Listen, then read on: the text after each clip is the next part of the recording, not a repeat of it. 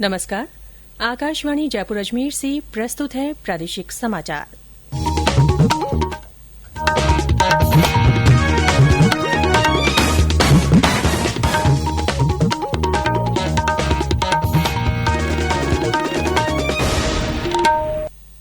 मुख्य समाचार।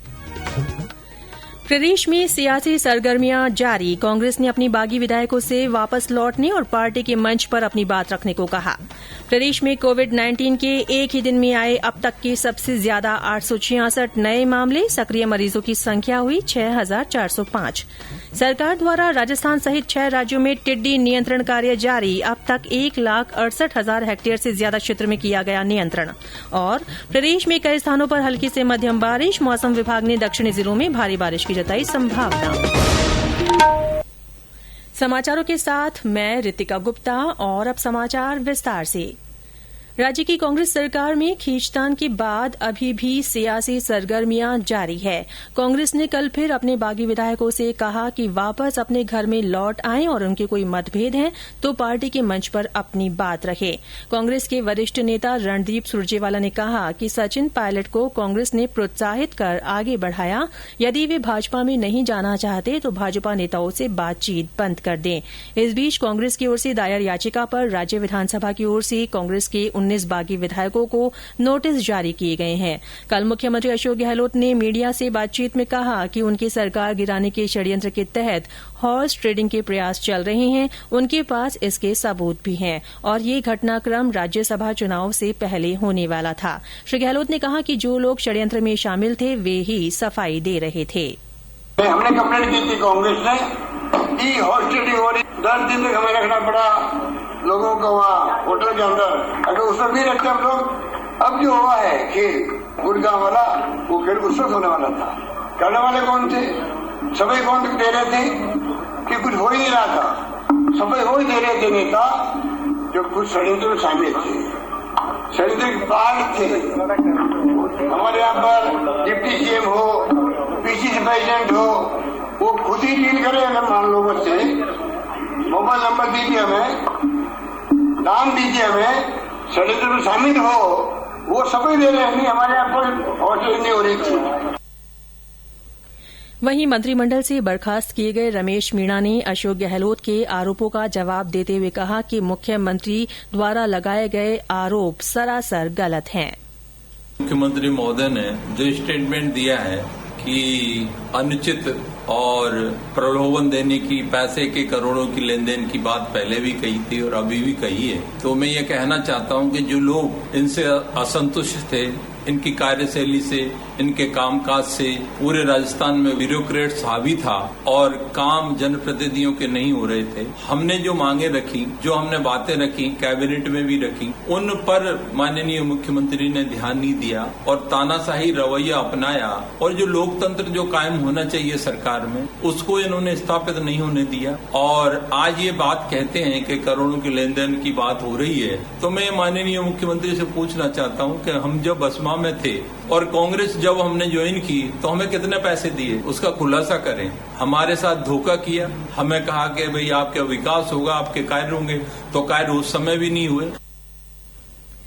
इधर नेता प्रतिपक्ष गुलाब चंद कटारिया ने कहा कि उनकी पार्टी पूरे घटनाक्रम पर नजर बनाए हुए है।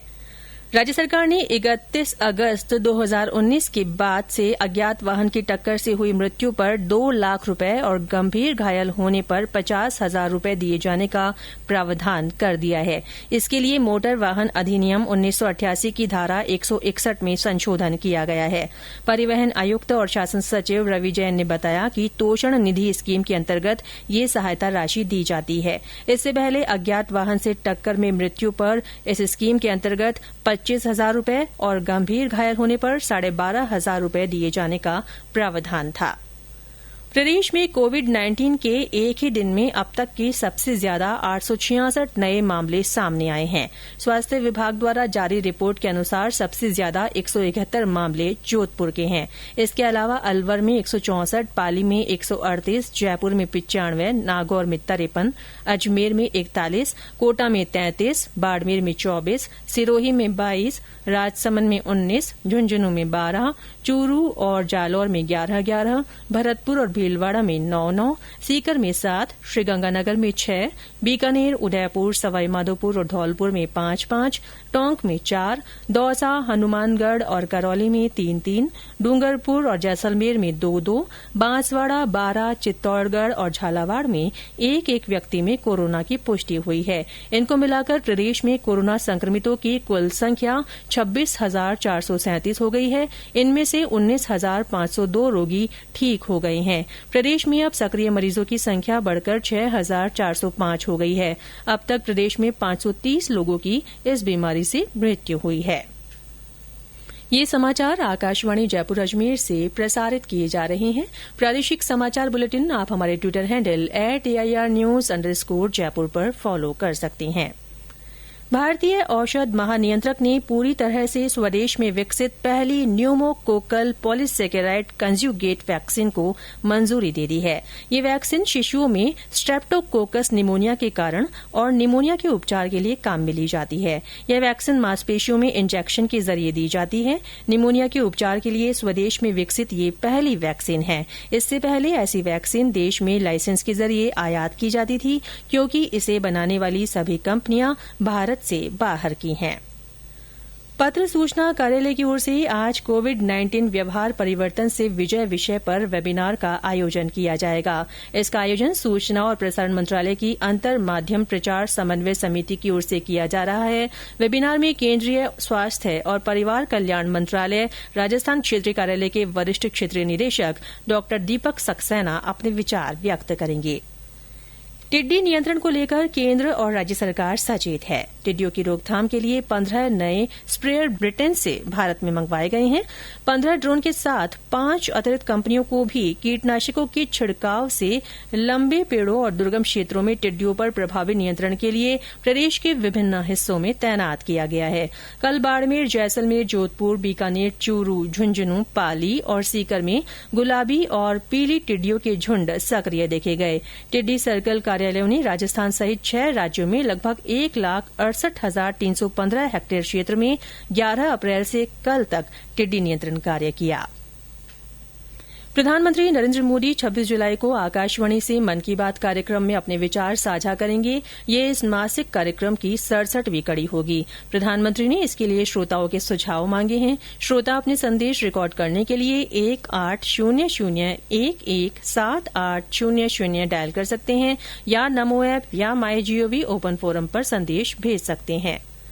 प्रदेश में महात्मा गांधी नरेगा योजना के तहत कल सभी जिलों की ग्राम पंचायतों, ब्लॉक और जिला स्तर पर मानसून के दौरान सघन वृक्षारोपण वार्षिकोत्सव का आयोजन किया गया। इस दौरान अधिकारियों ने लाखों की संख्या में छायादार और फलदार पौधे लगाए। मनरेगा आयुक्त पीसी किशन ने बताया कि इस दौरान कोरोना महामारी से बचाव के संबंध में सरकार द्वारा जारी सभी निर्देशों की पालना सुनिश्चित की गई। उन्होंने बताया कि वृक्षारोपण कार्यक्रम सभी जगह 15 अगस्त तक जारी रहेगा। राज्य में पिछले 24 घंटों में कई स्थानों पर हल्की से मध्यम बारिश हुई है। इसके बावजूद कुछ स्थानों पर तापमान में बढ़ोतरी दर्ज की गई है। बीते 24 घंटों में सवाईमाधोपुर के गंगापुर सिटी, बूंदी, सिरोही और जालौर में कुछ जगह बरसात हुई। झालावाड़ के पिड़ावा में बिजली गिरने से एक युवक की मौत के समाचार हैं।